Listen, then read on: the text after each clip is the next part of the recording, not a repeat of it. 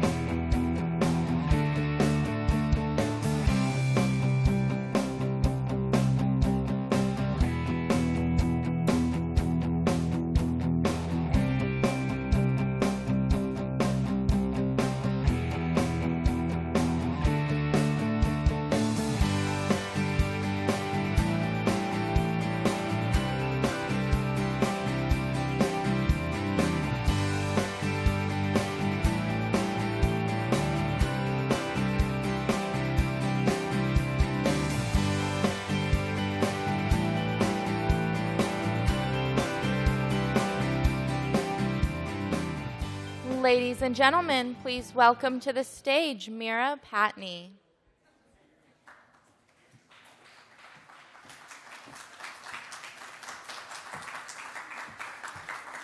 Well, thanks. Hello and welcome, everyone. I'm Mira Patney, Head of Global Communications at Semafor. Thank you so much for being with us this morning.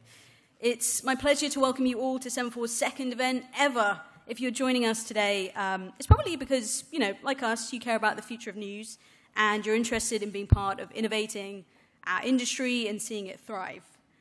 This morning we have a packed agenda. We're going to be discussing the impending midterm elections, how to report on the 2024 presidential elections with any attempt at normality, and what the world really thinks of American political journalism. I have some personal views as a Brit that I won't be sharing today. At the end of each session, we're going to open up the floor to questions, so please look out for mic runners at your side of the room. Our event is being live streamed today on Semafor's Twitter and YouTube channels. You can follow us on Twitter at Semafor, and you can use the hashtag SemaforNews to join the conversation, or mostly to, spam Ben Smith. Before we begin, a very special thank you to the Knight Foundation. This is the second in a series of forums on the future of news that they are sponsoring. We're so grateful for their partnership and the data that they're going to be providing to help inform our conversations today. You'll see some of that on the screen throughout. Thank you also to our good friends at YouTube. They're the ones that gave us that amazing breakfast we just had. And of course, to our Gallup hosts, thank you for your incredible hospitality. This is the nicest place I've ever spoken in, I think, in my life. So let's kick things off. Our first guest is Mehdi Hasan, host of the Mehdi Hasan Show on MSNBC and Peacock. He's the author of the forthcoming book, Win Every Argument, The Art of Debating, Persuading, and Public Speaking. Joining him on stage is a man who's no stranger to debating, persuading, and speaking, Ben Smith, co-founder and editor-in-chief of Semafor. Ben, over to you.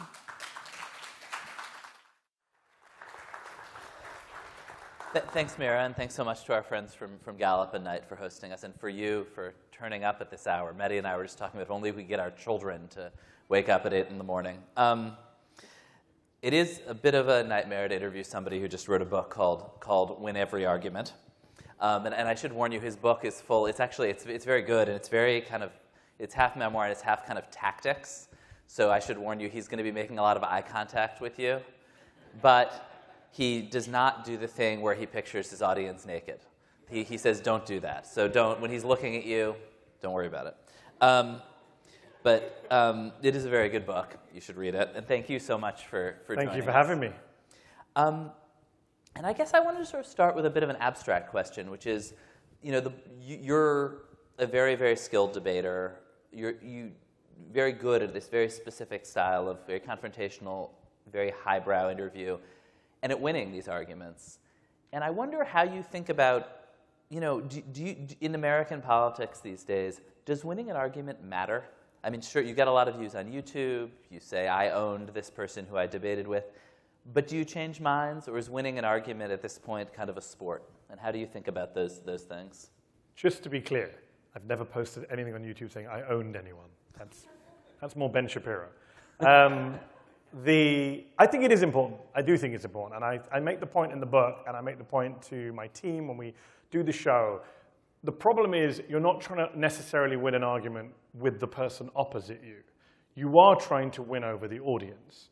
You are trying to, in political terms, if you're a politician, you're trying to win over the independents, the swing voters, the persuadables, the people with open minds, not closed minds. We have a lot of closed minds in America today, I think it's fair to say, both in the public at large and in our political ecosphere. So yeah, I do think, when you're trying to win an argument about what the facts are, when you're trying to fact check lies or misinformation, I do think that's important. And I do feel, I point out in the book, we think we've given up on facts, but I don't think we should let the kind of anti-reality far right, the kind of Kellyanne Conway alternative facts brigade beat us into submission. Facts still do matter. The public still can be persuaded. And you can turn things around with a correctly phrased argument, point, debunking, fact check, etc. And I like to do that, and I believe it does still bring value. And you're one of the sort of famous Mehdi Hasan interviews, and I think it's your pinned tweet, is there's a guy named Steve Rogers, who's not Captain America. Not the Captain America, and in fact, he is the town commissioner in Nutley, New Jersey. So, and you just absolutely flay him, and he's attempting to, you basically get him to concede that many things that Trump have said was false. And I watched that, and I've seen you praised for it, and I know it got a lot of views. But I did think, okay, you won this argument, what's the prize?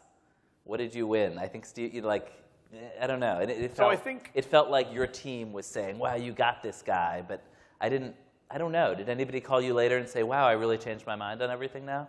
So a couple of things. Number one, what is the prize? Sorry to sound cliched, but the prize is the truth.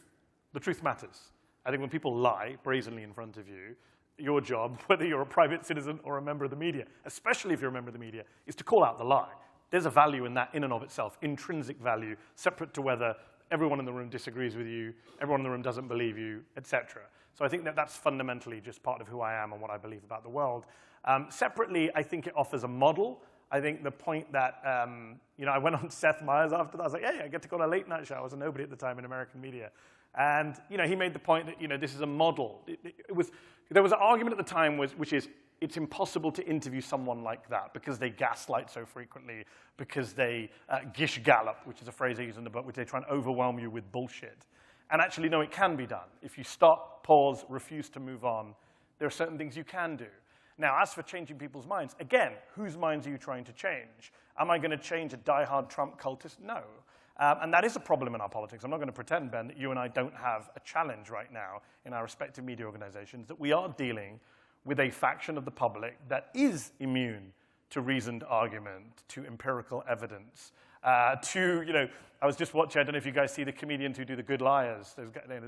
They do daily shows type stuff. They go to rallies. There's a clip just doing the rounds yesterday on Twitter where they went to a Trump rally. They went to Pennsylvania on Saturday, interviewed some guy, and they're like, if Hillary Clinton took classified documents, would you lock her up? Yes. What about Trump? No, not him. So, there's nothing you can do with a person like that. Someone who just completely either is unaware or doesn't want to care about the complete inconsistency. So yes, you're not going to win over everyone. But again, are you going to win enough persuadable people? And are you going to set a standard for what you think journalism should look like? Ultimately, at the end of the day, I want to do the best journalism possible. I want to show it can be done.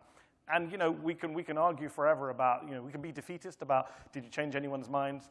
Yeah, I mean, sometimes I do. In my dark moments, since 2015, I do wake up and think, should I just chuck it all in?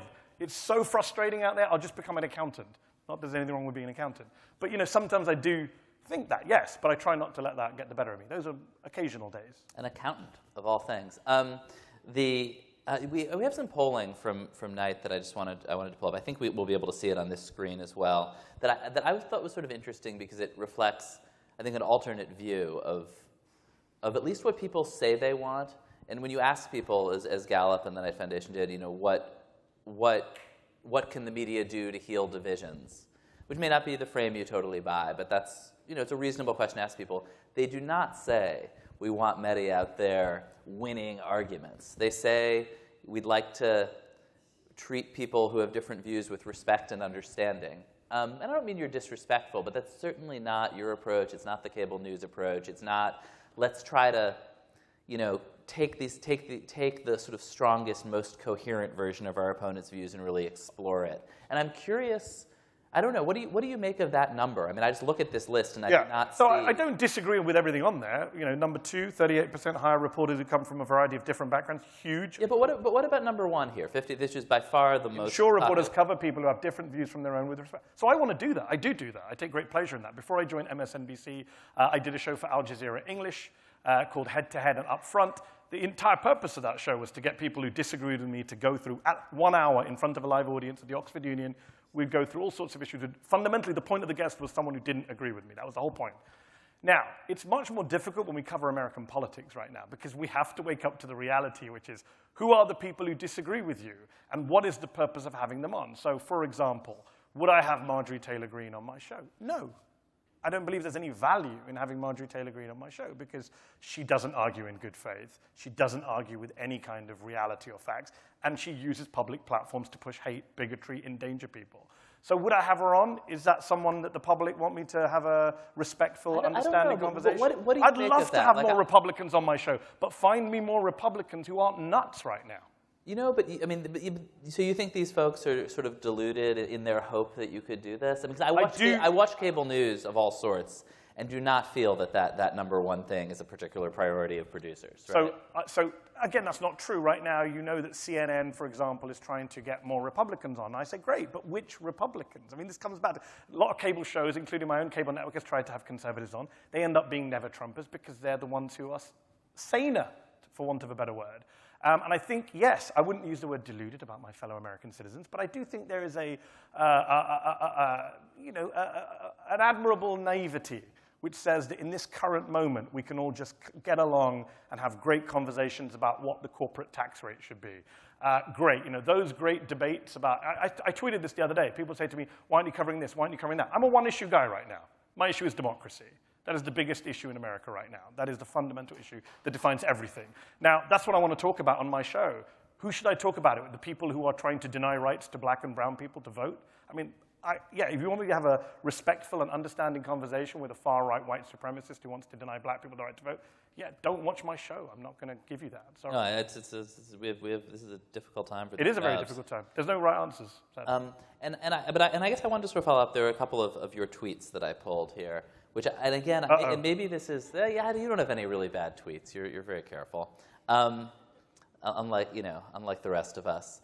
But I do think, there is this obvious, and actually, maybe before, while they're pulling them up, just to follow up on what you said before, do you think CNN's management, in going that way, do you think they're naive, or do you think they're doing something else? It's a good question. I can't speak for what their management position is. I get what they're trying to do. I get that from a perspective of here is where Fox is supposed to be, here is supposedly where MSNBC is to be, and here's where we want to be.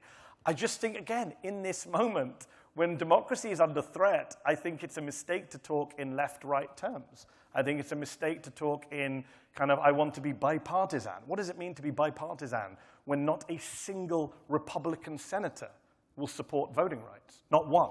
What does that mean to be bipartisan? Well, we didn't support a specific piece of legislation, right? And I haven't seen the one that they do support. Okay.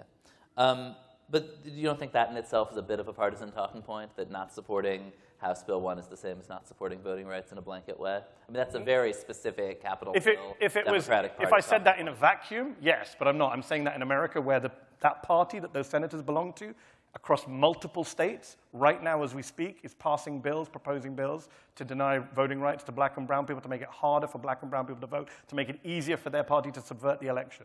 So yes, I don't think it's a talking point. I think that's a reflection of our current reality. In a way, that is what these tweets are sort of about, which is you were essentially objecting to Joe Biden, to Democratic officials saying certainly what I think voters would like to believe, which Yes. is that they're, that they can reach across the aisle and work with people, who are people of good faith who disagree with them. You fundamentally think that's just false about the Republican Party? You think Mark Kelly shouldn't be out there saying this? I'll come back to Mark Kelly in a minute. Interesting, those tweets are from August 21st. Harold Wilson, the former British Prime Minister, said a week is a long time. I was about to say 1,000 years ago. I would say 1,000 years ago. I would argue in the last couple of weeks, Joe Biden has probably come around to more my way of seeing things, if you listen to his recent rhetoric. I think Joe Biden, the man who said Republicans will have an epiphany and come work with me. Remember he said that in 2019 in a diner? They'll have an epiphany after Trump's gone and they'll work with me. I think he finally realized what some of us realized at the time, which is, no, they won't. Yeah, maybe on an infrastructure bill or other things, on chips. But on the fundamental issue of our time, no. And I think, look, I said that we talk about the media both. There are two words we need to remove from our media vocabulary right now, and that is both sides. This fundamental crutch, this reliance on both sides as a kind of lazy way of covering our political moment is deeply dangerous. There are a bunch of major issues on which there are not both sides. There are not both sides on climate change. There are not both sides on white supremacy. There are not both sides on democracy. Ben, there are not both sides on the Holocaust. I mean, we live in America where in Southlake, Texas School District, an administrator is on tape, my colleagues at NBC News got the recording, telling teachers if you give a kid a book about the Holocaust, you need to give them a book with the opposing view. What is the opposing view on the Holocaust? So there are not both sides. Right, and that is obvious. And we can agree that's offensive and stupid. But I think that there's also a lot of pressure on us to say there are not both sides at all times. And you saw all last summer people saying there aren't both sides on whether Joe Manchin is a corrupt fool. No, and it turns out it was a negotiation. I think to quote a line from my book, you're straw-manning, Ben. I think that actually I would say there are both. Look, okay, for example, what should the corporate tax rate be? I think that's a perfectly legitimate debate to have. Right. What should the level be? Of course there's both sides on that. Right, okay. But on the big issues of our time, on whether people should be able to vote, on whether people should be able to get to a ballot box, on whether one party should be able to overturn an election, no, there's not both sides. On whether, QAnon, which is now dominating, which the leader of the Republican Party is now endorsing, the idea that America is run by a cabal of media pedophiles, yeah, there's no both sides on that. I don't think there are both sides on that one. I don't. Okay. And I do think it's a huge issue. We laugh at QAnon, but the de facto leader of the Republican Party spent much of last week retruthing, whatever. I believe he retruthed something. But let's. We're going to go to audience questions in just a second. But there's one of the last time we were all here. Some of us were here. I interviewed Tucker Carlson, and Mehdi was kind enough to provide me some advice, although he did provide it after the interview on his show. I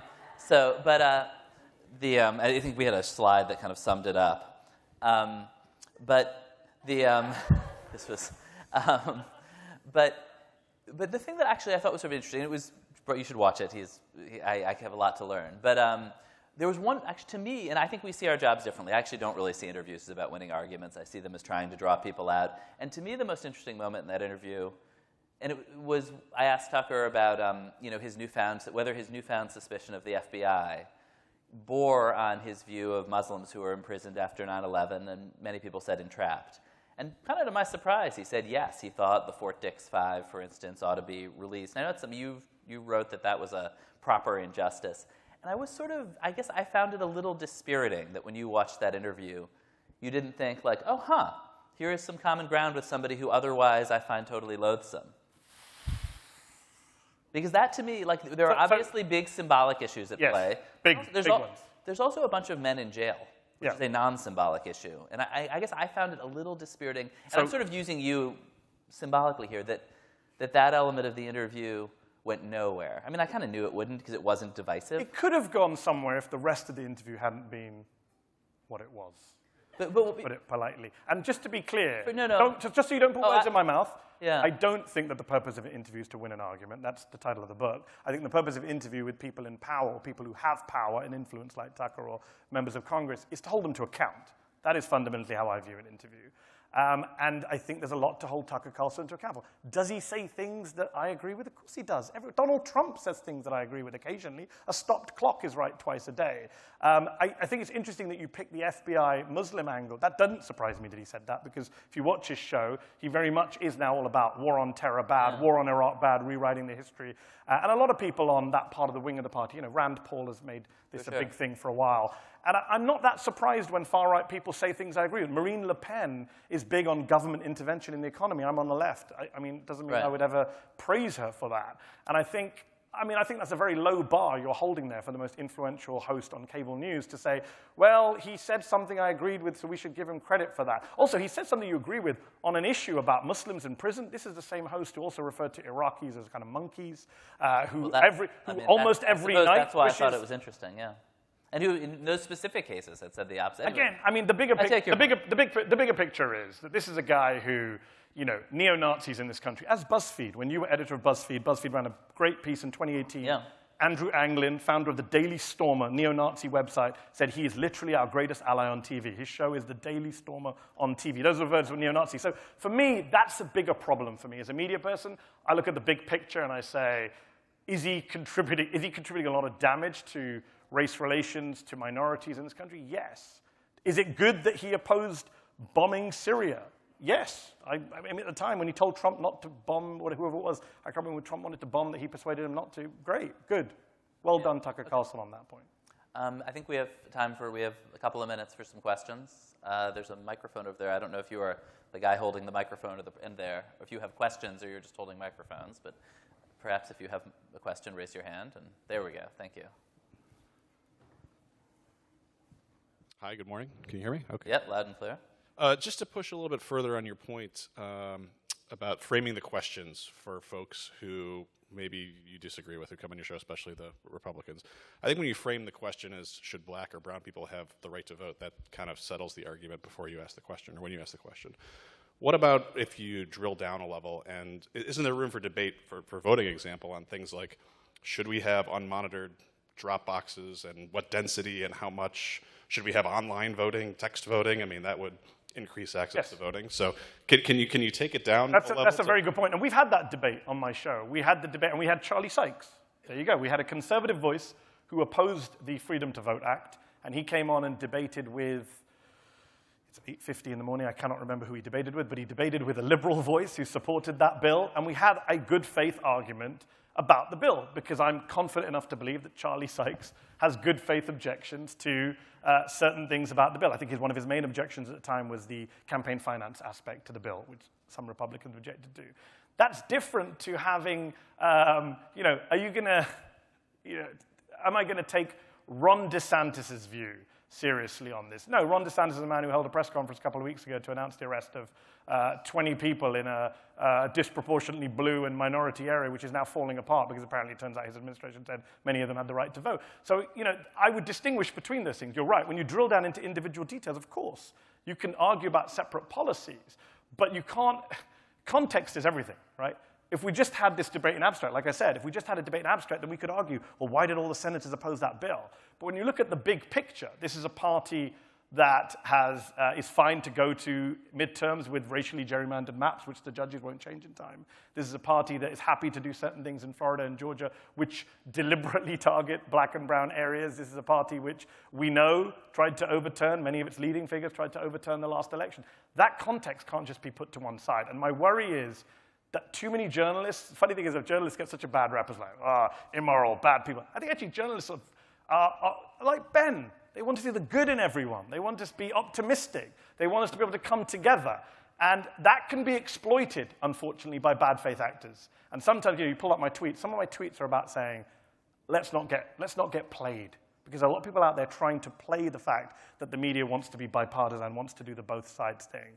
And I think that's very dangerous when you allow that, the old views of journalism. I get a quote from this politician, then I get a quote from that politician, then I write my piece. That doesn't work in an age where some of those politicians don't believe in democracy or are pushing great replacement theory, as many members of the House are, sadly. Yeah, which is, we have maybe time for one more question. But in fact, the clock here says 0, so perhaps we'll move on.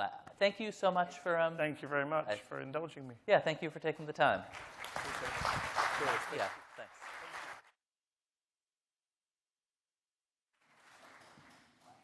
Thank you so much, Mehdi and Ben.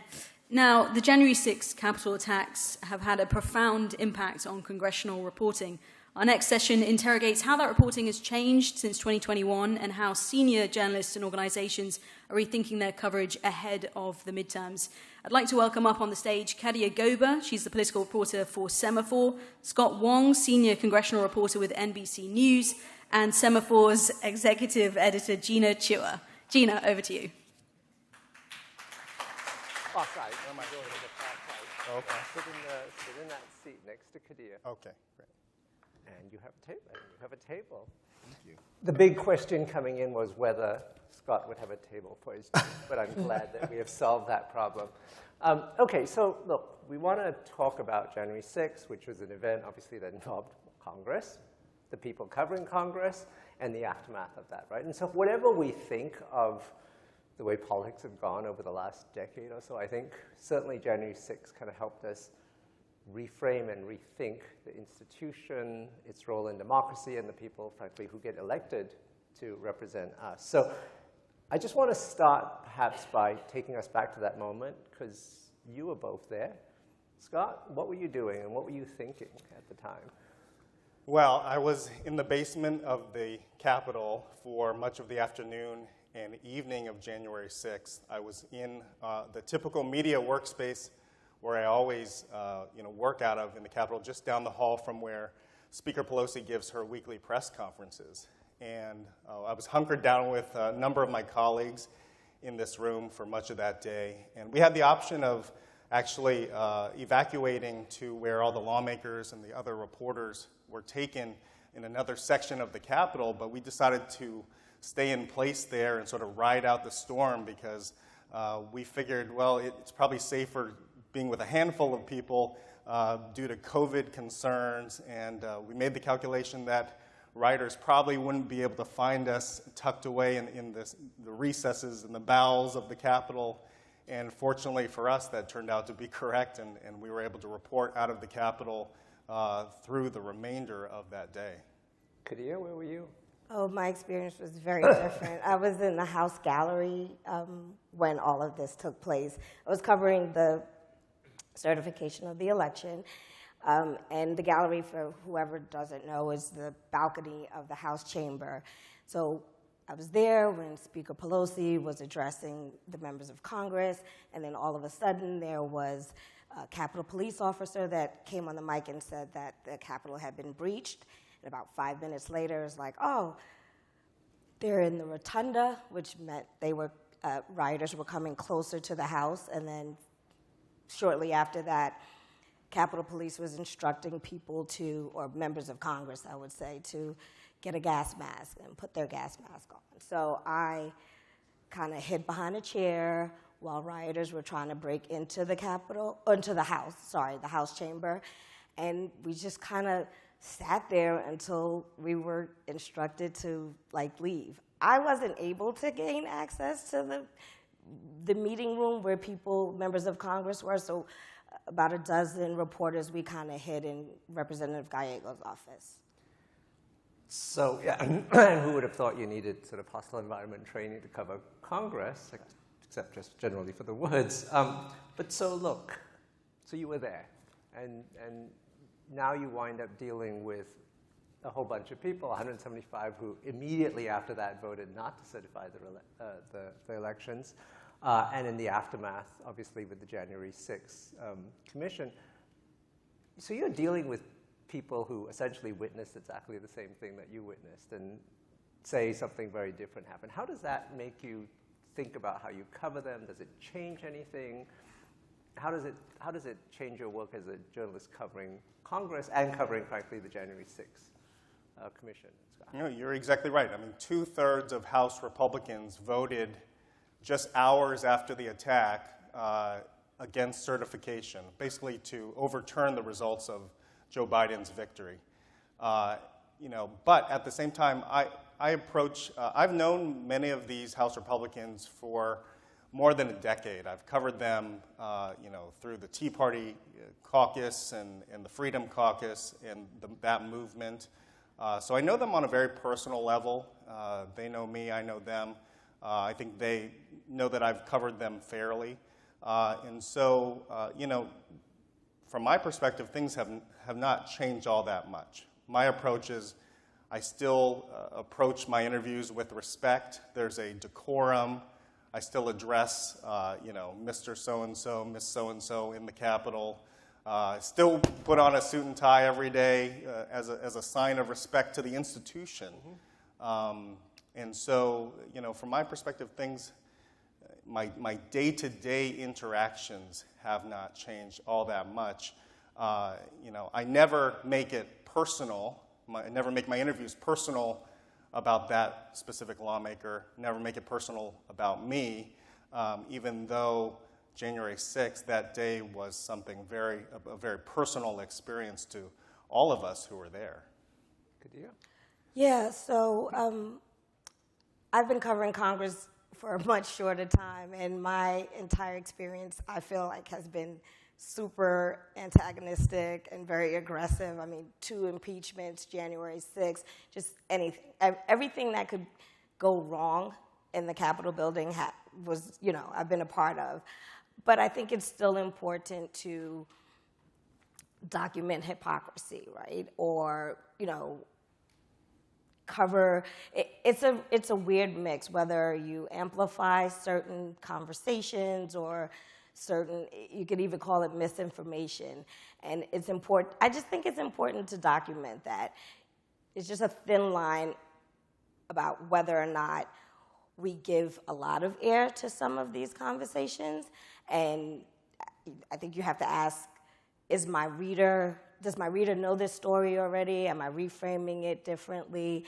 Do I need to bring in other context? Because raising something up to just push it back down again, there's a point where you get diminishing returns, right? So I don't know where that's useful, but it doesn't change. Like, my experience is I'm still covering it the same way I did from 2019, despite everything that's happened. And I think Kadia actually said the key word, which is context. And so when you have lawmakers that are not being truthful about that day, when you have a congressman who says that nobody was armed in the Capitol that day, and people have said that, you have to provide the additional context and spell out why that is factually incorrect. I mean, that was stated very clearly in testimony before the January 6th committee hearings that there were armed people in the Capitol that day. I've personally spoken to cops who were pulling guns off of people who had breached the Capitol. And so when you know something is factually incorrect, it's incumbent on us to spell that out in the article and provide that additional context. Let me take a step, if you like, to a question of sort of meta coverage, right? And then Kadia talked about covering hypocrisy. You're talking about covering falsehoods. And, the purpose of Congress in many ways, obviously, is to pass laws. And to be fair, a whole chunk of laws actually did get passed this year, or this summer. But just to take sort of the step back to say, how much does it matter what the words of any congressperson says if, in fact, the words don't seem to make any much? The fact of changing their minds doesn't seem to make a lot of difference to anybody. And so you can point out all the hypocrisy you want, or if you don't want to use the word hypocrisy, you can point out how they've changed their minds on so many statements that they've made, and it seems not to have had any effect. What is, in some ways, the meta value of that? I mean, obviously, as a journalist, you cover somebody said this today and he changed his mind tomorrow. But what impact does that really have? Well, we were discussing this backstage a little bit, and I think it's very simple. Watch what people do, not just what they say. And I think if you approach the reporting that way, the actions are much more important than the words. And so we've heard a lot of words in the wake of January 6th, but it's more important about what people do rather than what they're telling you that they're doing. And for that same reason, it's important to document exactly what they say so you can, again, document the hypocrisy based on, comparing it to what they actually do. Let me, there's a slide I want to just call up for a second. I also just want to flag people to the fact that we'll take some questions from the floor, so think about what you want to ask. We'll probably get in 1 or 2 questions. So this is really a little bit more about the audience. that you're writing for. And of course, the fact, as you can see, that a fair amount of people believe there's a bias. And so, Kadir, you were talking about sort of making sure there's context and what your audience knows already. When you look at a slide like this and you think about the fact that a fair amount of the audience, and maybe the audience is polarized as well, right? So your audiences perhaps believe you a lot, and the people that don't believe you don't come to you. But how does that make you think about how you need to frame your stories, or how much context you need to give to people, how much hypocrisy you need to call out? That changes. This is interesting, but I mean, you just continue to cover it exactly. You have to. More context is never a problem, right? So I mean, doubling down on that is important. I just think you have to be mindful about what you are amplifying and how much you amplify it, because again, I think there's just diminishing returns when it comes to constantly, doubling down on the same thing. So I think context is always important, and if you follow that, ethos, that it is the ethos of journalism, being fair, obviously, you can't go wrong. Scott, I just want to add a little more context. So you've covered Congress longer than Kadir have, more than a decade. Right. How has, over time, we know that this slide has shifted. How has that changed how you might frame a story over the length of your career covering this? Well, I think certainly in Washington, during my decade, there's been more options for news. Maybe I'm a local news reporter myself, a regional reporter in Phoenix, Arizona before that, and some of those, those news environments have shrunk. But in D.C., there are a lot of reporters and a lot of outlets like Semafor now, covering news. And so people have a lot of choices. They can go to the right, they can go to the left. I think when people are I hope when people are thinking about NBC, they're looking for somewhere that they trust, they can get the news quickly. I think about my own family. We have 3 children, 2 careers. We are very busy people. We want to digest the news and get it quickly and understand the context. And so that's what I hope, and I think there's still a market for, the quote-unquote mainstream media. I think a lot of people are still, despite sort of going to their respective corners, there's still a big segment of the population that's looking for something that is fair, accurate, and that they can trust and get quickly. We certainly hope so, too. Let me open it up to the floor. Are there any questions from the floor? Just put up your hand, and we've got mic runners. Got one over there.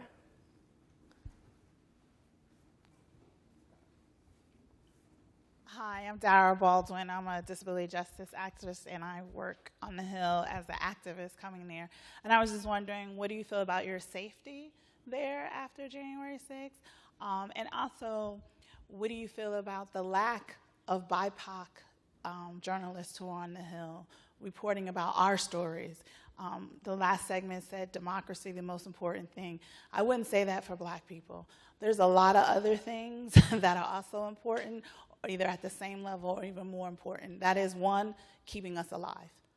And so I just wonder how you feel about the lack of Black and brown voices reporting from the Hill about our issues and our concerns. I can answer that. Sure. Well, first I'll address the first thing about feeling safe. I guess I was with Axios at the time, and for a month after January 6th, I carried a gas mask with me because I just felt like I needed to be more prepared. And then one day I thought, this is silly. And I don't know what happened there. I don't feel unsafe, which is surprising, right, after that kind of ordeal. But I remember during the anniversary going into the chamber and sitting in the same seat. There was this off-the-record event that they held to commemorate it, and I found myself sad and overwhelmed and almost crying, which is not me. So so a psychiatrist or a therapist might suggest otherwise, but I feel fine. And in terms of Black and Yeah, obviously. I think as a woman of color, I'm going to cover things a different way. I'm going to see different things that my white counterpart won't see. So innately, I will have that, perspective or that lens. But obviously, yes, it is very, very white on the Hill, and there needs to be, no, it is. And it would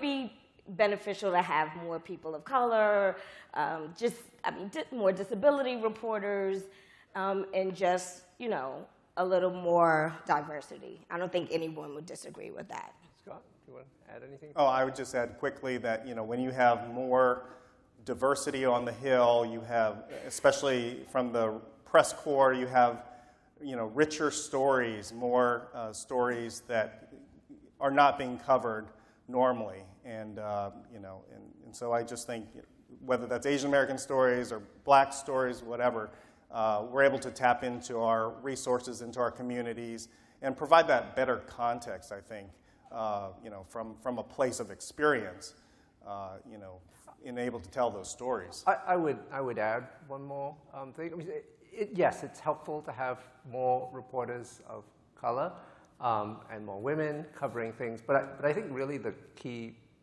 issue and the key battle is at the editing table. That's where news decisions get made. That's who decides what a story is and what stories get vetoed, what stories get covered. And I think that is really the important thing, to make sure that their voice is there.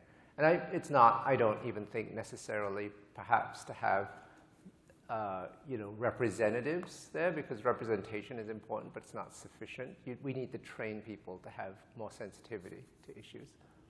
We have a question over there, and I'm not sure Steve gets a question, but okay, go for it. Hi, thank you.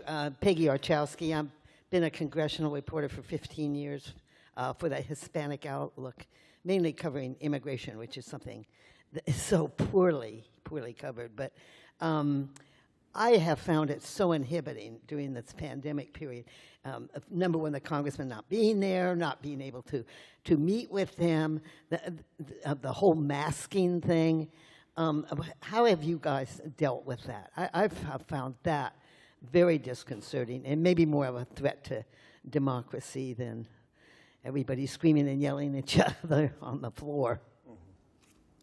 I've been covering Congress throughout the pandemic. I didn't stop covering it. I didn't take a break. When lawmakers were on the Hill, I was on the Hill. But I share your frustration. Lawmakers being able to vote remotely has been challenging in terms of being able to have access to lawmakers. If they're remote, the only way to reach them is to try to text them or call them and hope that they respond to you. When you're on the Hill, you have pretty much free access to roam around, free access to the lawmakers when they're coming to and from votes, and they can't escape you. And so I definitely share your frustration. So we're pretty much out of time, so sorry, Steve. But I just want to grab one quick question in for both of you. So how has, because we do want to remember that journalists are people too, at least sometimes we are, how has January 6th changed you personally, as a human being, as a parent, as a citizen, as a voter? And please don't say quiet quitting, even if we know that's a big thing. Let's see. You want to start first? Oh, I already said I'm fine.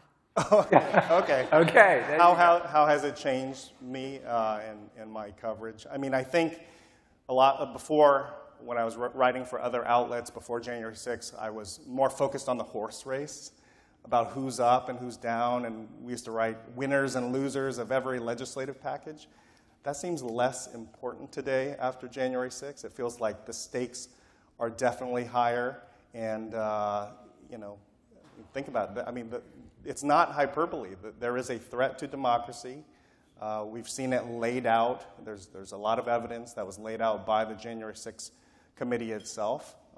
There are threats to poll workers and state election officials, and we have seen that there are threats to lawmakers and reporters like us. Journalists, yeah. And journalists. And so we have seen that play out over the course of these last 2 years, and it's something that we need to take very seriously.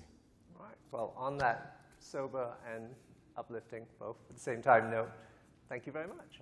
Thank you. Thank you.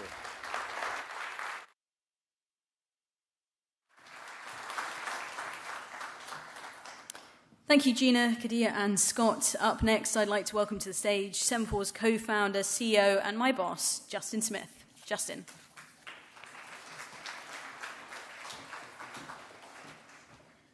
Thank you, Mira. Good morning, everyone. It's wonderful to be here. I can't go to this podium without thanking Gallup, who've just been such an incredible strategic partner for a young company like ourselves. It's just really wonderful. Thank you, Jim and team. This is our second Semafor event. Since our last gathering, we've been really focused on building our team, hiring incredible journalists, and more to come on that front, and media operators as well as breaking a scoop or two. I think someone tweeted last week that, of course, Ben Smith scooped his own launch by his story, the story we did last Friday on U.S.-China. But today I want to address two questions that in our little sort of insular media ecosystem that I get asked on a pretty regular basis. The first one is, why launch a global news company in 2022? And the second one, even more importantly, is, are you and Ben Smith related? On the latter, it's a definite no, but I'm getting asked so often that Mira's advised me to have Ben do a 23andMe and report back. But the first question really is what I do want to answer, and it'll take me a little bit longer. I've worked in news media for almost 30 years, and during that time, I've been really fortunate to have been in the front, have a front row seat to all the disruptions and changes that we've seen in our industry. And across these years, I've really personally dedicated my work to inventing and building sustainable models for original journalism. I've learned a lot about what works, what doesn't work, what needs to be changed, how to evolve in order for brands to survive, to modernize, and to break through. And in the past couple of years, while I was CEO of Bloomberg Media, I became more and more interested in two specific questions. Number one, the precipitous decline in trust levels across the global news industry. And two, the lack of innovation being directed at solving this existential crisis. My personal hypothesis, as I've thought through these questions, has been relatively simple, which is that intelligent news consumers, if you just stop and listen, are unhappy and are screaming from the rooftops. Number one, they're overwhelmed by too much news and too many sources. It's at an epidemic level. They no longer know which sources to trust, if any. But at the same time, they feel a deep responsibility to be extremely well-informed and in fact, are searching for ways to make sense of this second-by-second blizzard of news and commentary that we're all experiencing every day. Each of us has been there, I'm sure, as news consumers in 2022. You read the latest piece about the Ukraine war in a major U.S. publication. You think you understand, but then you start to wonder, who's this journalist and what's their background, what's their story, what's the European or the Russian perspective? Am I only getting the view from the U.S. liberal establishment? And then, of course, you then plunge into Twitter or onto the web to spend 10, 15 minutes that you definitely don't have trying to triangulate the news. And this pattern repeats itself over and over and over again on international as well as domestic issues. The Mar-a-Lago classified document scandal, the Inflation Reduction Act, China's zero COVID policy, rinse and repeat. So as we started Semafor over the last year, the questions that we focused on, and we're still incredibly focused on, include, why can't a global news organization be dedicated to solving these frustrations for news consumers? Why can't a global newsroom be reinvented to attack the problem of information overload? How can the traditional article form be reimagined to provide more transparency and therefore trust? And how can curation and distillation of other outside sources enhance our own original content? So what we're going to bring to you in just a couple of weeks this fall is a global news brand dedicated to helping you manage this complexity through, on the one hand, quality original news from leading trusted journalists presented in new, more transparent article forms, alongside intelligent, comprehensive curation of other sources across the ideological and geographic spectrums, resulting in more profound, deeper insight in less time. So Semafor has been a twinkle in our eyes for several years. At home, I talked about this idea nonstop at the kitchen table. And thanks to Ben, my kids started referring to this amorphous venture as the world.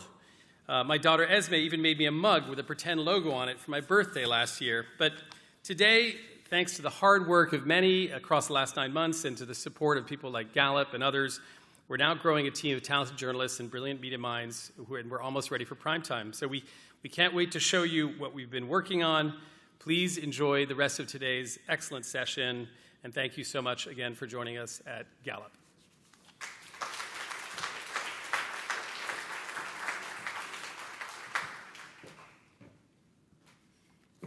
Thank you so much, Justin. Well, as you heard, news that can deliver global perspectives and viewpoints is pretty crucial to our mission at Semafor. That means news that doesn't ask, what does this all mean for America at the end of every story? I'm calling this the geopolitical reality check that no one asked for on a Wednesday morning. What do we all think of you guys? It's my pleasure to welcome some world-class journalists to the stage to answer that very question. Joining us are Yinka Adegoke, Semafor's Africa editor, Pablo Pardo, US bureau chief for El Mundo, one of Spain's leading national newspapers, and Nadia Belbassi, Charter's Washington bureau chief of Al Arabiya, a Dubai-based international TV news channel. Joining them on stage is our token American, Steve Clemens, editors-at-large for Semafor. Thank you very much, Mira. Great to see you. Just want to make sure everybody's got a chair. It's been an interesting operation this morning. Thank you for our patience as this room expanded like crazy. So great to see all of you. Listen, this panel, folks, is very important to me. And I'll tell you both about why I feel so strongly that Semafor has a role in the world and why this panel is so important to, I think, correcting a lot of the blind spots in this topic, particularly among American journalists who cover the narcissism of Washington. Many years ago, almost 2 decades ago, as we were watching Afghanistan, the invasion of Afghanistan, I shouldn't say the invasion, but the military operations in Afghanistan, et cetera, after 9/11, one could very quickly see, I was sort of obsessed with what was going on, very different treatment and coverage of Afghanistan in US newspapers versus other newspapers around the world. And this is before we knew the hundreds of millions of dollars the Pentagon was spending on helping to craft its message, on helping to make sure there was a communications division that was fully deployed in shaping the experience and the insights that various American commentators had. Our corrective in looking at Afghanistan was the international media. That's where you saw the gap between what was really happening on the ground in Afghanistan and what was happening on the op-ed pages of the New York Times. And it has raised this interesting question that I'd like to start with my great panelists here and start with Nadia and ask you, as you look at Washington coverage of our stuff here, colleagues in the room, where are we getting it wrong? What do you see better than the American media sees about covering politics in Washington? I think if you look at how the news is being covered in the US, it's the first thing that comes to mind is self-centered. So one story, it keeps playing and playing and playing for like 24/7, with no perspective of looking outside of what they think, who drives the message. Is it really the networks who want high rating, or is it the people who want to have some information? And I think the lack of, if you want respect for the public in terms of what they want to get, because they dictate the message in the end, get everything lost in details. Do you ever beat American media at a scoop? Do you ever beat the crowd here, or is it kind of? It's hard. Yeah. It's very hard because, the foreign media, to make it in Washington is very tough. I've been here for almost 20 years. I covered the White House since the Bush administration. And I actually wanted to have a voice for the foreign reporters. So I was president 3 times of the foreign press in the White House. And one of the achievements that I'm proud of is to be part of what we call the pool rotation in the White House. So whenever we have a foreign leader, we will have a foreign reporter covering the White House. So for example, if somebody comes from the Middle East, it will be somebody who speaks Arabic. So they can pick up on what the foreign leader is saying, they add something, they enhance the coverage.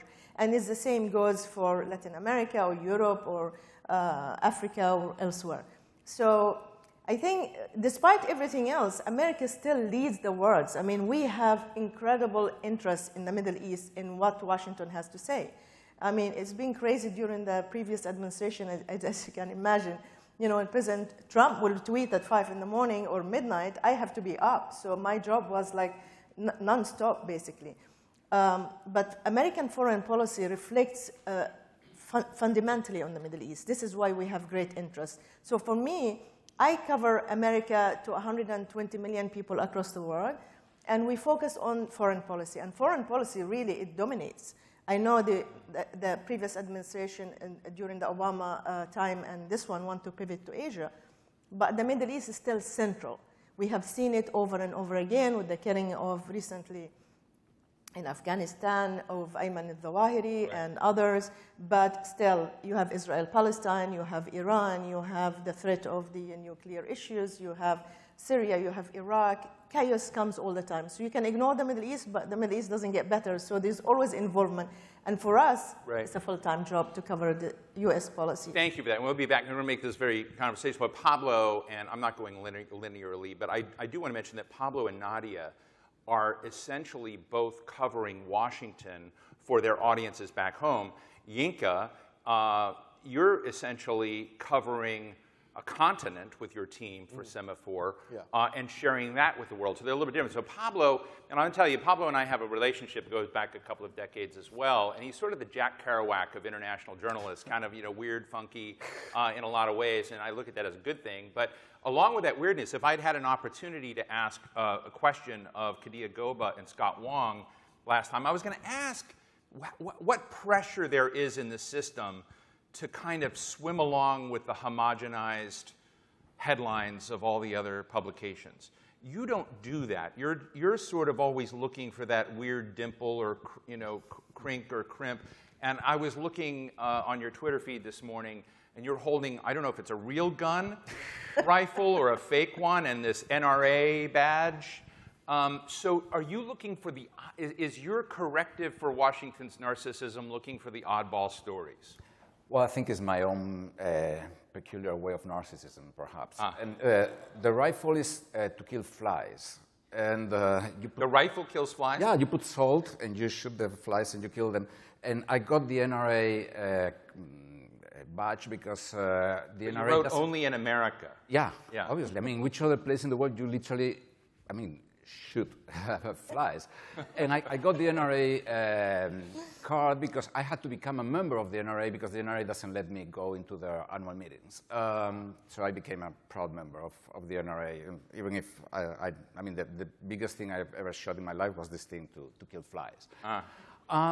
Well, I think, it depends, going back to your question more seriously. Obviously, there are important things that you have to cover, but I think that the way to differentiate yourself is going to other things. Obviously, the Twitter thing is kind of a joke. But for instance, the United States beyond Washington is a very interesting country with many different realities. And I was in Wyoming for the Republican primary, and it was literally like going up to a point to another country, and I went to Indian reservations there and so on. So I think that gives you a lot of, let's say, added value. At the same time, I have compared to you, I have the relative advantage that I cover US news from a European perspective, from a medium-sized European country. Up to a point, Europe is not a big problem to the United States, setting aside the period 2017-2021, when the United States was going to leave NATO and everything, obviously. So the United States doesn't, let's be honest, the United States doesn't pay a lot of attention to Europe. As long as we don't do anything crazy, and usually we don't, we're extremely boring. So, that allows you to go for other things. So I would say this is a little bit my beat. I mean, going to the White House every day is not going to give me a lot of added value for my readers. Also because, I mean, US politics is for the US audience. And I mean, this is what you were talking about, and this is what you were talking about. It's like all the US foreign policy is focused on domestic policies. And I mean, when I came here to the States in 2002, sorry, I mean, Americans were kind of flabbergasted that Europeans were horrified by Guantanamo. Right. Which for us is like pretty clear. I mean, you're creating a prison with no legal protection for the prisoners, and you're a democracy. So why are you surprised? So to that point, has the American brand suffered in the eyes of the international audience? Yes, definitely. How badly on a scale of 1 to 10? 7, I would say. So 7's still pretty good. No, I would The say other the way. opposite. It's like 2 or 3. I see. Yeah. 2 or 3. Yeah. Nadia? I agree, especially during the Trump administration. We have, the Knight Foundation has done this incredible set of studies about, polling about public attitudes, trust in media, trust in institutions, what people, bring by way of framing and scaffolding as they look at things. And there's a slide I want to put up from the Knight Foundation data to ask Yinka and all of you to respond to. As I'm interested, this is about the US. Again, we're going to try to break through the self-indulgence here in Washington, but look at something. And Yinka, if you look, I got it right here. In the US, political debate happens without questioning people's patriotism. 64% of the public disagree. I'm interested, Yinka, as you focus your lens on what matters in these many, many nations in Africa that you're going to be bringing. Do you have to, as you sort of look at something like this that's happening in the US, right, where there's substantial doubt in the solvency of any reporting in this country? Jim Clifton, the chairman of Gallup, and I were talking yesterday, so I hope I can mention this, Jim, about when did it start? And he's saying maybe it's 60 Minutes. Maybe it was some element in our tectonic media past that took America off. But I'm just interested in, as you look at what you're going to be covering, do you have that same problem?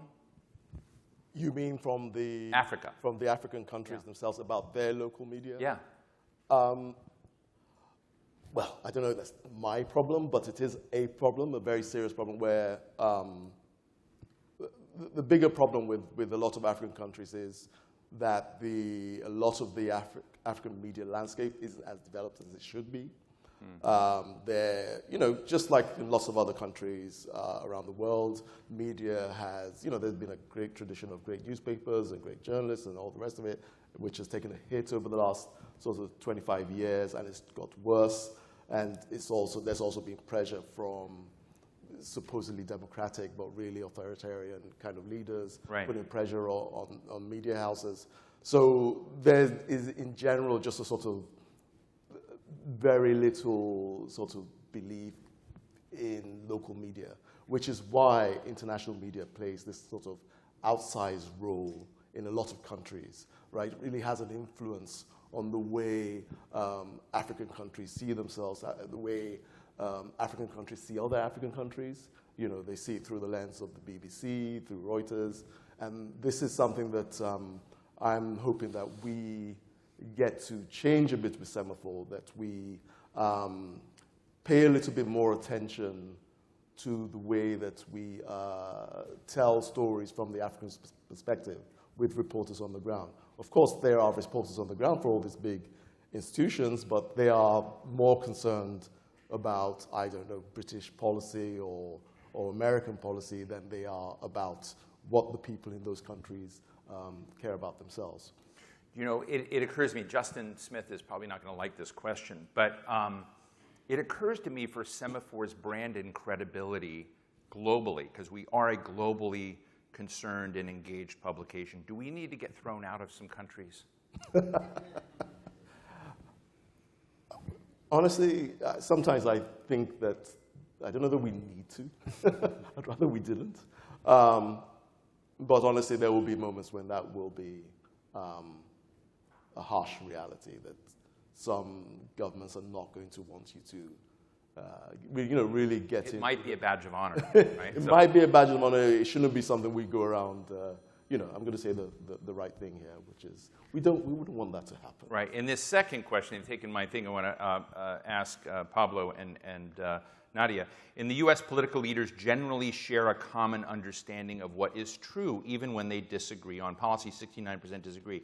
So what we're really seeing in this data and numbers are just very, very different worlds. And we have tried at Semafor to continue to have a full brand approach to kind of look at the fact that it's something, if you go back to Eli Pariser's famous book, The Filter Bubble, we all live in filters. We buy, people who buy one Amazon book may buy, a certain predictable set of other books. If you're on the other side of the political line, you might do another.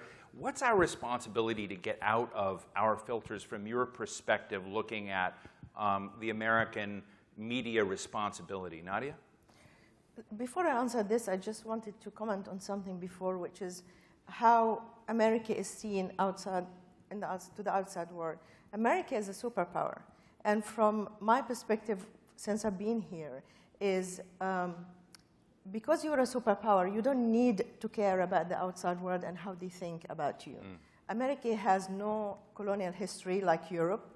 They never produce these schools like the Eatons of England, or the special schools in France, where they had actually produced these functionaries to go and conquer the world, and they understand the world.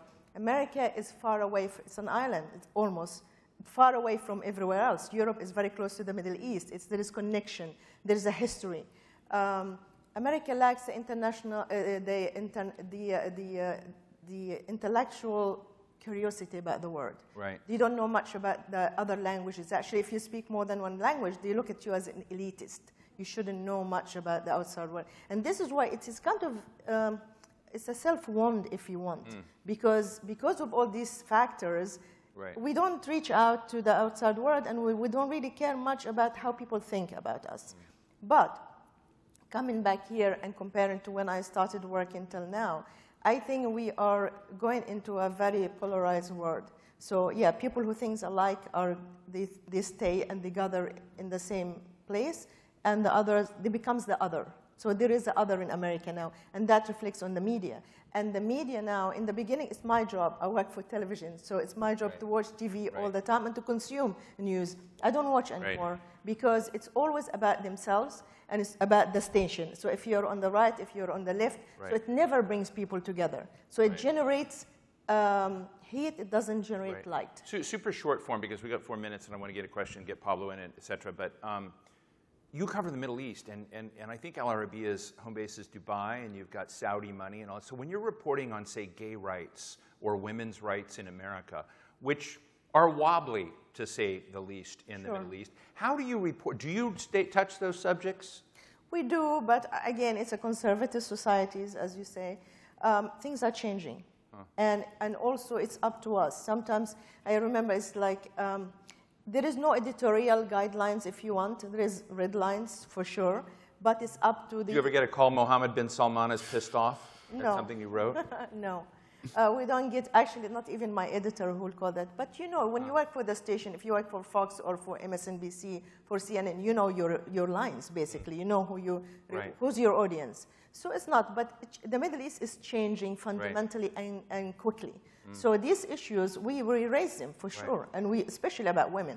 I mean, gay rights is still a little bit of a taboo there, but women's rights for sure is up in front. Pablo, real quick.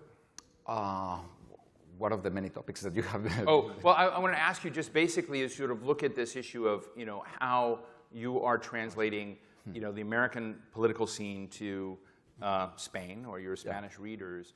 How do you, what's your North Star in that so that you're not replicating what's going on here? Well, basically, I mean, you just have to I mean, I think that basically the job of a journalist is telling people what's going on. I mean, you go there, you talk to people. When you quote U.S. media, you say that you are quoting...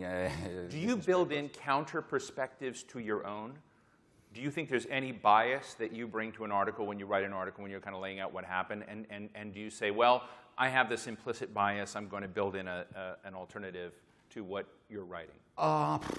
I try not to. I mean, I try to be as objective as possible, and I'm trying to get rid of my biases. But obviously, that's impossible. But I mean, if you just cover the things. Obviously, you're always going to have biases, and getting rid of them is just for you and your psychoanalyst. But other than that, I mean, I think simply trying to say what's going on is the best. Well, one of the things Semafor is going to do in our reporting, are you going to build in alternative views to deal with? No, I mean, it's definitely built into our format, our Semafor form, as we call it.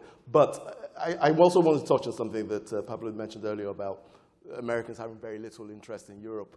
And I was thinking, Americans have almost no interest in Africa. But that is changing. We depend on you to change that. Right, but that is changing. All right, well, right? Okay, real quick. You know, that's changing. There is more interest. Some of it is coming from popular culture. Some of it is coming from tech and innovation, new things happening. No, it's the coolest, I think one of the more fastest growing place. Africa's the one of the more interesting things is actually Americans have been told this story of poverty, well, all these cliches you've heard for so long, that actually it's not that interesting to them anymore. And they want to hear different stories. So that's something that I'm going to take one fast question that's asked very quickly. So who's got a fast zinger? Oh, this way. Right here. Yes. Ethan Plotkin. I knew that out of my. I have cards on where all of you are sitting. So Ethan, with the Bipartisan Policy Center. Great, thank you. I guess my question is for Yinka to follow up on what you were just talking about. When you're communicating with an American audience, what is the foundational principle that you use to explain why they should be interested in a given story or in Africa writ large? I don't have a sort of fixed principle beyond this should be interesting, it should be something you don't see elsewhere, this should be new information, this should engage you, all the usual principles. But, one of the things that we care very much about is that we are not just reproducing the same narratives that you've seen over and over again. I spent some time yesterday talking to some sort of, DC insiders about, US-Africa policy. And as we talked, went back and forth, what was interesting to me is how little coverage there actually is of actual US-Africa policy beyond when some big decision has already been made.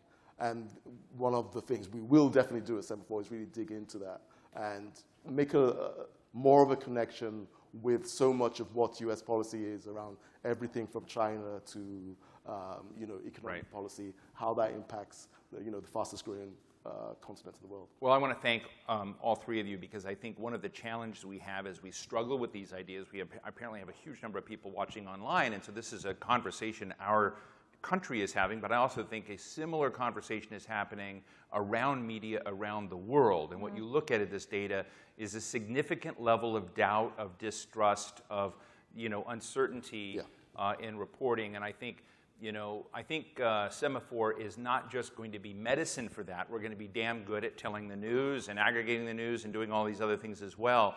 But I think it's very important that we address our blind spots. And I think we're going to, in our part, selfishly use all of you to help correct our blind spots. And we really want to thank Nadia Bilbasi. Thank you so much for joining us, Pablo Pardo, and Yinka Adigoke. Thank you very, very much. Thanks. Thank you.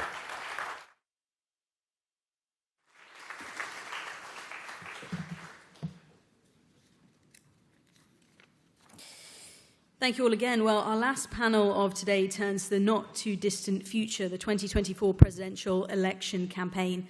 How on earth do you begin to cover such a seismic chapter in geopolitics as a political reporter in what is already an unbelievably polarized landscape?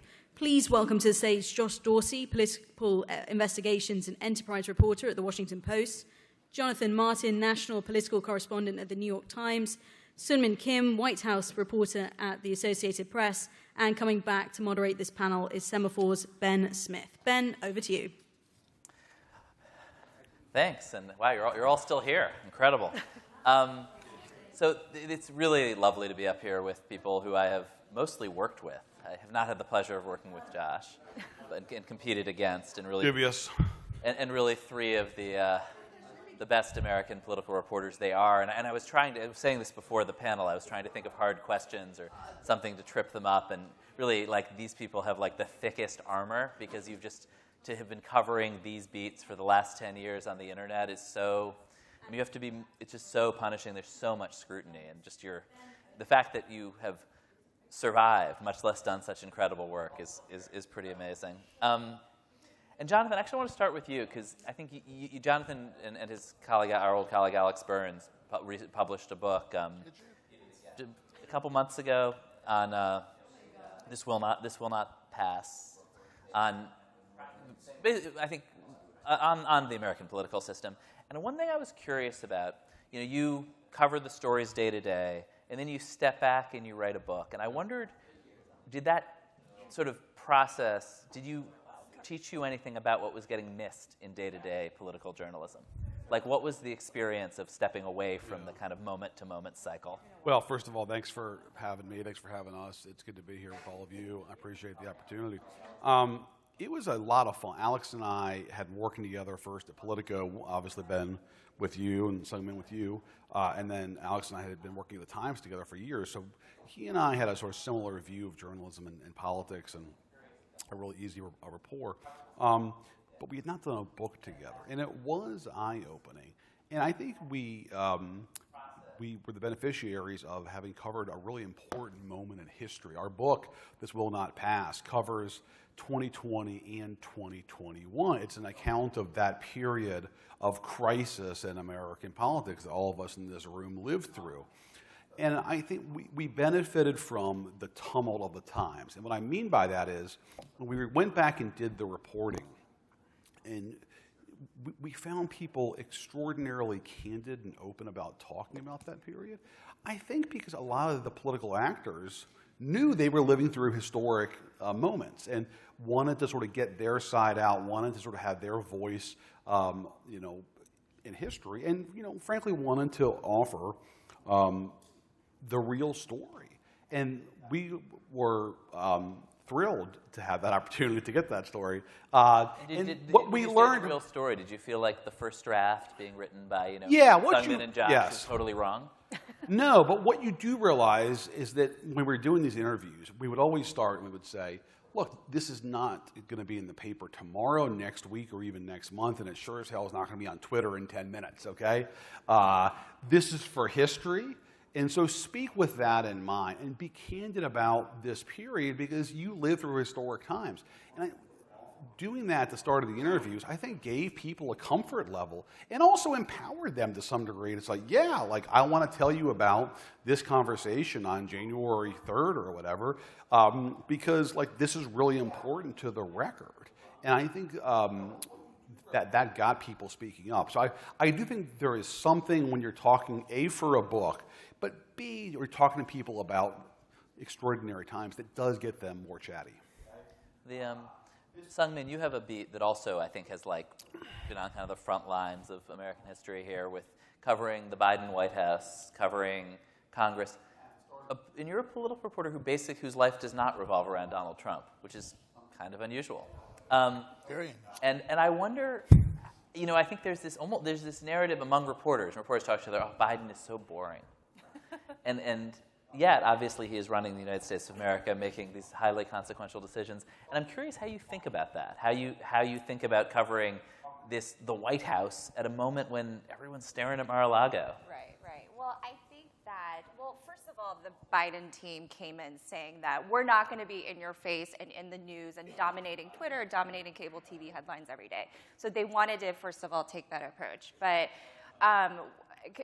what I think about when you hear that, the Biden White House is boring and it's not like an interesting story, I think what's been really interesting, particularly just with the big policy announcements and the big initiatives they've done, is just how there's a lot of hunger from readers about how this impacts them. And I think this was very much clearly seen in the last several weeks with the student loan announcement. I mean, I can only kind of speak to our readership, but I'm sure this was the case at the Times and the Post. There was so much deep interest from the public about all the tiny, minute details of the loan announcement. You know, when is it going into effect? What are the salary cap levels? What are, you know, what tax years will count for me to be able to qualify for this loan forgiveness? So it is surprising, you know, for those of us kind of sometimes in this bubble, it is really interesting what resonates and what people are hungry for. And I think we do sometimes underestimate how much people are seeking information that directly impacts them.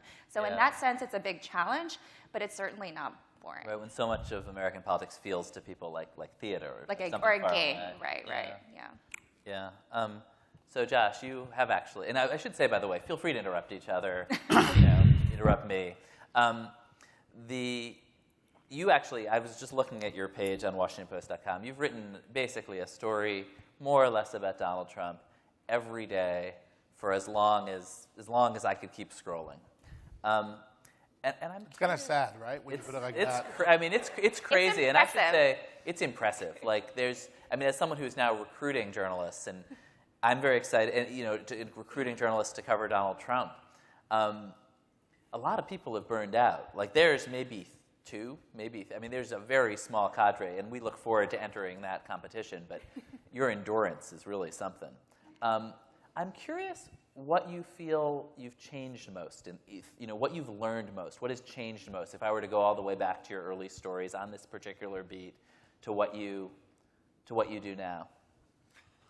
Well, obviously, a lot of what we're doing now is not particularly just political coverage, it's investigative and legal coverage. I mean, you have a whole spiraling series of investigations and controversies at a post-presidency where a lot of his effort is about fundraising and making money, and a lot of his effort is about promoting himself and trying to be the kingmaker of a party, right? So I think early on when we covered him, he was somewhat of a novelty, right? I mean, there had been no one in politics that had behaved like him. There were even people in his own party who thought he was a flash-in-the-pan candidate that wasn't going anywhere. And I think over time, we realized that he had an enduring power, particularly among Republicans, and that we had to cover him differently. I mean, I think you look at all of our networks now, no one carries his rally speeches live anymore. Did you feel like, I mean, Rob, CNN obviously has said, we wish we hadn't carried his speeches, but I wonder, do you feel you as a reporter, like dealing tactically every day with lots of people around him, is there stuff where you look back and think, like I've got this wrong and I've learned a different way to do it? Or it's a very unique, strange world that you live in.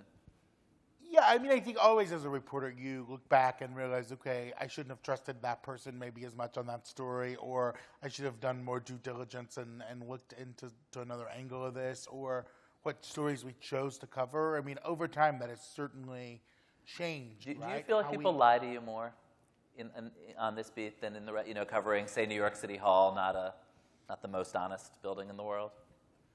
I would say that it is very smart to triangulate things off many people, because there have been many instances where we have not been given the most accurate information. Yeah. Is that a nice answer? That is an extremely diplomatic answer. And slightly related to that, we have some polling data that I was hoping you could put up on the board. Gallup and the Knight Foundation have done a ton of research on trust in media. And this, I mean, on one hand, this is a very old chart. On the other hand, like, it really does get a lot more, it just gets worse and worse. And I'm curious, I mean, it's really sort of a question for all of you, but I said I want to start with you, Josh, which is, how do you think about this? Like, do you care if, as you're approaching a story, do you think there are things I can do to make the people I cover, Donald Trump and his world, think that I'm being fair, to make his supporters think I'm being fair, to make a broader audience think I'm being fair? Or, like Mehdi Hasan was here and said, you know what, I don't care about any of that, I just care about the truth, and I don't think about being perceived as fair in a way. I'm curious how you navigate that. Well, I think it's incumbent upon all of us to tell our sources that we will give them a fair shake, and tell the people we cover that we will, present the truth, but we will hear them out and we will listen to them. I think it's most important probably to just be straightforward. I mean, there's a kind of a cliche in journalism, but stab people in the front and not the back, right? Where you deal with people pretty honestly and transparently, even when you're writing quite a critical story about them. And I guess in a lot of that, a lot of what we do in politics deals with anonymous sources, even though maybe more than any of us would wish, because if you don't really have anonymous sources, you're just dealing with the pablum and what people are saying out loud, which shockingly is not always the truth. And I wish there was a way for readers to understand at places like the New York Times and the AP and the Post, like the vetting that goes into these people and how many conversations with senior editors about how does this person know this? How does this person have this information? Could we get documents to back it up? I mean, they're like complicated conversations that when I read something in the Times or the Journal or the AP or the Post, like I know what has gone behind the scenes. But do you look at that, do you see any way, I mean, in your day-to-day to kind of bend those numbers back? Well, I mean, I think at the Post, we have thought about, what do readers want from us? How can we give them, fair sense of what's going on, and not be snarky, not be condescending, not be talk to them like they, should listen to us as high on the mount. I mean, I think there's always a value in journalism, right, in being pretty straightforward and respectful of readers, and I think we can always do more of that, I think, as an institution. And Sungmin, you were at Politico, you were at the Post, you were at AP, and AP being a place that I think is a much more neutral brand in today's hyper-polarized political environment. I mean, how much do you think about that when you get to AP? Do they read you some riot act about no more of this democracy dies in the dark stuff? How do you? I think we have I think we do have a very trusted brand. I also think we have the same mission as the Post and the Times and any other news organization, and that is to cover the facts, to cover the news fairly. We don't both sides things. We try to call it out for what things are. But the gap between the two parties especially in the trusted media, is really worrisome. I think a lot of it, and I agree with Josh's point that I wish there was sometimes a camera in our conversations with editors to talk about how we kind of know what we know and how we vet these sources. And I know we can't really do that for sourcing reasons, or maybe it wouldn't be that interesting at the end of the day. But just as much as we can kind of show the public in our interactions, when we talk to voters, I think we can try to gain trust from readers, from the public, in even the smallest of ways. I do think that generally, even if trust in the media is broadly low, I do think people who have had personal interactions with reporters and see their professionalism up front tend to be more trusting of media. It's similar to that old adage that you don't like Congress, but you may like your congressman. And I think that the more you can kind of in your interactions as a reporter, whether it's with sources on the government level or with voters, people on the street, as long as the more you can kind of walk them through your process and have, and help them gain trust in you one by one, I think that's what we can all do as journalists. Yeah, Jonathan, you're like the congressman for the Republicans. You've been covering Republicans and mostly talking to Republicans for most of your career. And when we came up together, you were covering the Republican Party. So, is that 11% the people who know you personally, or how do you think? Let me make two points. One is I look at that chart, and I'm more struck by the spike in blue after 2016 than I am the decline in red. And it reminds me of covering so many Democratic events, actually, in 2017 and 2018. You would have these voters come up to you, and they would say with such very earnest tones, thank you for your service, thank you for what you do. And I felt like saying, pal, I'm not serving in Fallujah. I'm looking for Wi-Fi here. That's the hardest part of my day is trying to find a damn Wi-Fi connection here, right? It's treat me like I'm 101st Airborne or something. And but that was the mentality among so many Democratic activists in 2017 and 2018. This, thank you for all that you do for protecting our democracy. And part of me, you can't help but feel, it's a nice gesture, and you don't want to be rude to somebody, but at the same time, you don't want to necessarily be seen like that as a journalist. And I always sort of, was half tempted to say, well, wait until we're doing accountability on your side. You won't feel as thankful. But it did tell you a lot about the mentality. The second bigger point I want to make is I think that chart tells us something much bigger, that the post-war consensus when it comes, not just to media, but the post-war consensus when it comes to American culture in general is over, right? I think we had a real exception from the rule after World War II in American media and culture. A consensus between the 40-yard lines approach that was a real break from the brawling, polarized history of the country before then. I think technology was a big part of that. I think the shared experience of the Depression in World War II was a big part of that. And I think that what we're experiencing now is a reflection of, once again, technology and also a more fragmented culture. And we just don't have the consensus that we had for so many years after World War II. And I think we're now going back to what was, for a long time, the rule in American history, which was a more polarized media, two different versions of reality. And I think you sort of see that in so many ways, sort of going back to the sort of 19th century model in terms of media, and I hate to say it, but also in terms of our politics. You know, parties that are, you know, much more riven by identity, and politics is nastier, it's tougher, and frankly, there's the sort of overhang of violence, which again, we've lived through this before, just not in our lifetimes. Josh, you were attempting valiantly to get a word in edgewise. Well, I was just saying with J. Mark's point, you know, last year I did a series of stories for the Post on Andrew Cuomo and a lot of his misdoings in New York, and I would have so many readers who had loved my work in the Trump era and written me say, "I'm so disappointed in you," and you know, this, that, and the other, and what about Trump? And I was like, well, we wrote about Trump. Did you not read for the last 4 years? So there is an interesting dynamic where I think some of our audiences have come to think of the media as their ally when they're writing about things they like, and their enemy when they're not, and that's not, I think, positionally where we want to be.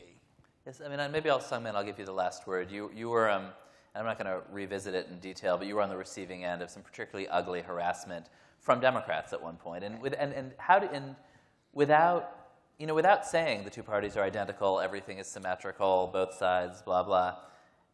Did that change how you thought about this politicized landscape at all? And how do you think about that? About the sort of tendency that Josh talking about people on social media to take every story and think, is this a cudgel I can hit somebody with? Well, one thing that it taught me, and it kind of goes back to what an earlier point that we were talking about the public kind of not generally knowing our processes and how we do journalism, because I told my editors at the Post at the time that deep down, like what actually bothered me the most about the harassment wasn't the racist stuff or the sexist stuff, because sadly I'm used to that at this point in my career, but it was all of these comments and emails from people saying like, you know, how dare you inject yourself into the story? How dare you, like, you know, try to take down a Biden nominee and whatnot. By asking a senator a question. Right. And so I told my bosses that like what really bothered me was that there seems to be this fundamental misunderstanding of what we do as journalists, and like kind of a classic Washington reporter duty is asking a senator their stance on a person that they will vote on. Like, there's kind of nothing more basic than that. Yeah. So I think that was probably the most illuminating part, which is why I think it's just so much more incumbent on newsroom leaders and us as reporters to explain what we do. Like, we're not a cheerleader for Democrats. We're not a cheerleader for Republicans. We are here to cover who's in the White House, cover influential political figures fairly and accurately. And I think, like, obviously with the gap that we're seeing, obviously with the trends that we saw after 2017, there's a struggle to understand that, and I think it's incumbent on us to try to do as more we can to kind of explain more what we do. Yeah, we're obsessed with that and thinking a lot about how do you bring transparency, real transparency to journalism without, as you say, like live streaming sources, yeah. Secret and very boring meetings. Well, thank you all so much for doing this. Thank you for joining us here. I think we're out of time, but this was incredibly interesting. And yeah, thank you. And Mira, take it away.